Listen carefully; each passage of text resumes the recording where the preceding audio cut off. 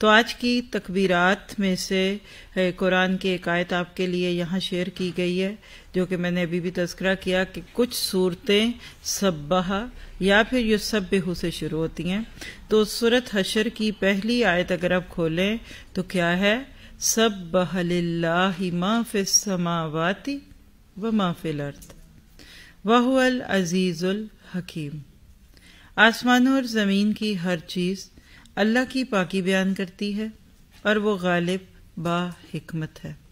آپ دیکھیے کہ جس رب کی بڑائیاں اور جس کی پاکیزگیاں آسمانوں اور زمین کی ہر مخلوق کرے، تو اس میں اگر آپ اور میں نہ بھی کریں تو اس کو تو کوئی فرق نہیں پڑتا، بٹ ہمیں فرق پڑے گا۔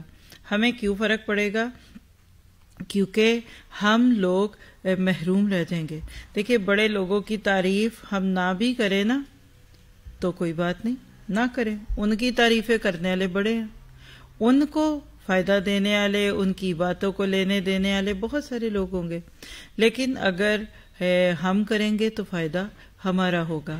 تو رب کائنات میری آپ کی تعریف سے بالکل مبرہ ہے، منزہ ہے۔ کسی نے کہا کہ اللہ کی عبادت کرو، کیوں؟ کہا اس لیے کہ اس نے مجھے پیدا کیا۔ اب آپ سوچئے اکثر لوگ یہ جملہ کہہ سکتے ہیں نا، میں اللہ کی اس لیے عبادت کروں۔ بچے کو پوچھتا ہے، بچہ پوچھتا ہے ہم اپنے اللہ کی عبادت کیوں کریں، تو آپ کہتے ہیں بیٹا اس لیے کہ اس نے تمہیں پیدا کیا ہے۔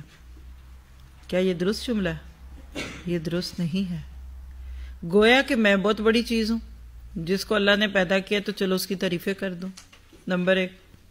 اور دوسری بات ہے کہ اللہ کی بڑائی میری پیدائش کی مرہون منت ہے، اور اگر اللہ مجھے پیدا نہ کرتا تو پھر اس کی تعریفوں کا کوئی حق نہیں تھا۔ درست جواب کیا ہوگا؟ کہ اللہ کی عبادت اس لیے کرو کہ کما یلیق، اس کو وہ حق رکھتا ہے۔ وہ آپ کو مجھے کسی کو بھی پیدا نہ کرے، وہ آپ میں سے مجھے میں سے کسی کو بھی کچھ نہ کہے، کچھ نہ دے لے، پھر بھی اس کے باوجود ہم اس کی تعریفیں کریں گے، اس لیے کہ جتنا وہ مالک، وہ رب، جتنا زیادہ وہ کام جو بھی کرتا ہے، جو اس کے معاملات ہیں، ہم سب اس کے ساتھ اپنے آپ کو جڑے ہوئے ہیں، ٹھیک ہے؟ تو یہ تھی آج کی تکبیرات میں سے بھی چیز۔